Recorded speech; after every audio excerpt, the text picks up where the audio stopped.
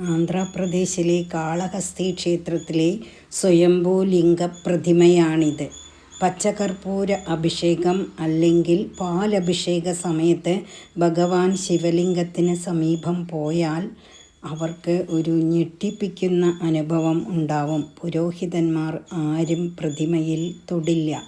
ശ്രീകാളഹസ്തി ക്ഷേത്രത്തിൽ ഭക്തർക്ക് വിഭൂതി നൽകില്ല.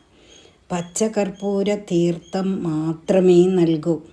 സാധാരണയായി ഇന്ത്യയിലെ എല്ലാ ശിവക്ഷേത്രങ്ങളിലും വിഭൂതി നൽകാറുണ്ട്. എന്നാൽ കാളഹസ്തിയിൽ ഭക്തർക്ക് വിഭൂതി നൽകില്ല.